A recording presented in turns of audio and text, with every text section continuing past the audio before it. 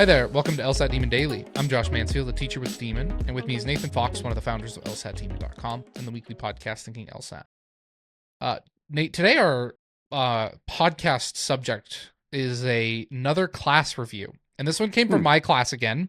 Oh, good. We've done this once before, and I was like, oh, that was fun, and I did not expect to do it so soon, but I loved the point that Jason brought up in this review. Go ahead. Okay. Yeah, it's about drilling after class. Jason says, I've been drilling for an hour after class using your prediction method, and I mean it when I say this. Semicolon. It feels as if something just clicked. Is semicolon privileges revoked? That's a bad semicolon, Jason. I have never used a semicolon for you or Ben because even though I don't exercise them, I don't want my semicolon card revoked. So it just sits in my wallet unused. I'm pretty sure a colon in there is what he was going for. I don't. It was a bizarre semicolon. Anyway. Jason says, I went from barely having confidence in my answers to feeling like there's no way I could be wrong in such a short amount of time. What a great experience. And this has easily been the biggest jump I have made since self-studying. So Jason used to be confused, felt like he was just guessing. After he learned how to predict the answers, he now is just like, oh, slam dunk. I know this one's right. Yeah, and here's what I wanted to highlight from Jason. I love the fact that Jason finished class, hung up, and immediately started drilling to practice implementing that class's material while it was fresh. I don't know. I don't hear this a lot from my other students. Maybe more do it. But I think that, especially in our live classes, students can take a little bit of a passive learning approach to it. We are not there like a university lecture in the front of a 500 student lecture hall to just dump information at you. I think of our role much more as like personal trainers, where we correct form, make sure you're doing it the right way, but you have to do the exercise. And the more immediate, the quicker you're getting the feedback of that exercise. Yeah, I mean, you have to also do it between sessions, right? Most people don't go to the personal trainer every day. Most people are going to the personal trainer once a week. And if you don't do anything in between your sessions, then you're not probably getting much out of it. Right. So that is great. If Jason had time to do some drilling right after class, go apply what he's learned.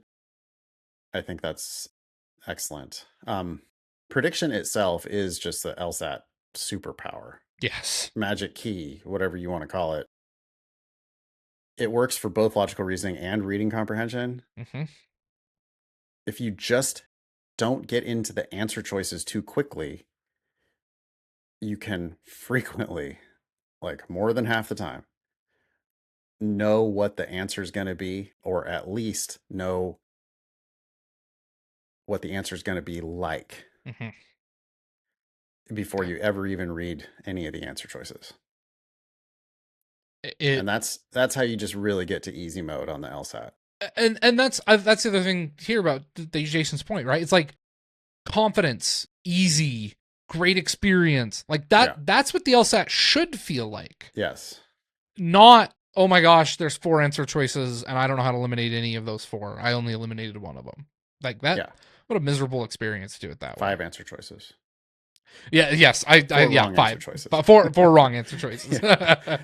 No, I mean, that's what most students just, skim through the passage too quickly. Maybe they read the question, they get all uptight about question types and stuff, but they haven't really understood the argument or the passage in the first place.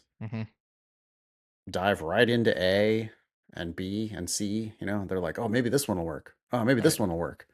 Oh, maybe this one will work. And then they get in a situation where 3 of them look good, or they get in a situation where none of them look good, or they're always between 2 answers. And that's, I can just tell from a mile away that you're not doing it right, because if you would have just attacked that argument in the first place, you maybe would have known what was missing. One more thing to Jason's credit. I think students have and maybe it comes from the fact that they don't implement what they learn in class often enough. Yep. But I see all the time students who will like come to class, they'll do it the right way. They'll be like, wow, it always feels so easy in class. And then they go back and they study and they just revert back to their bad habits. I remember I had a student, she was stuck for months, like 9 months in the 150s. And it was crazy because every time I'd work with her, I'd watch her improve. I know she was getting better, but her practice test scores wouldn't move. She takes a 2-week break. We don't tutor. She comes back next, like shows me her dashboard, 175, 173, 174. And she's like, I just realized I was not doing what we were practicing. And as soon as she did, it fixed everything. So. Nice. Thanks for sharing that. Prediction. It really is the way to go. It is. What day and time do you teach your prediction fundamentals class? That's Thursday night at 8 p.m. Eastern. For Demon Live subscribers, Demon Premium subscribers can also watch the recording of that at their leisure. Mm-hmm. Email daily at lsatdemon.com if you would like to ask us a question or share some LSAT or law school admissions news. Thanks for listening.